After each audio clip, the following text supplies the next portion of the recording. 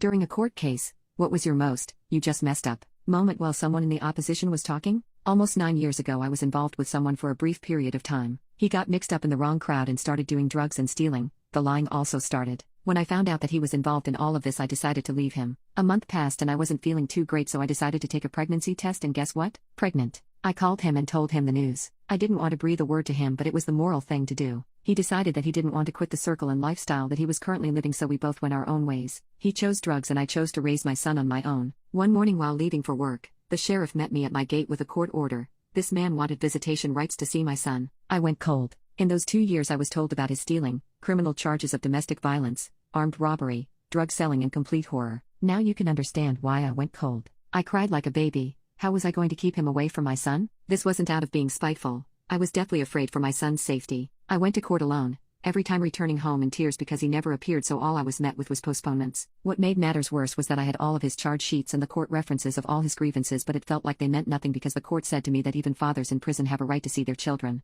I was terrified. He started stalking my house and climbing on the roof whilst we slept. He sent me threatening messages, etc. Please let this be known that he has never seen our child and has never offered a dime toward my baby's upbringing. The court then decided that we had to see a family advocate together. I didn't sleep for days leading up to this meeting. Finally, the day came. He arrived. I sat in the waiting room with a pounding heart and sweaty palms. I was so afraid of being in the same room as him because I knew exactly what he was capable of. They called our names and led us into a meeting room. The advocate asked me in front of him what my reasons for fighting against the visitation was, and I started to reveal all. As I mentioned that I was to immigrate and that my partner at the time was acting as a good role model and father figure to my son, it happened. He snapped. He pushed his chair out and came at me over the desk, shouting that if I let another man near my son or myself that he will unalive me. That was my "you've just messed up" moment. I sat there terrified but relieved. The advocate jumped up in haste and called for security. He was arrested on the spot. We've never seen him again. My son turns 9 years old in September and I have raised him on my own. I could not be more proud of myself for getting this far. My son has no threat and we live a great life with minimal hiccups. That one moment literally saved our lives.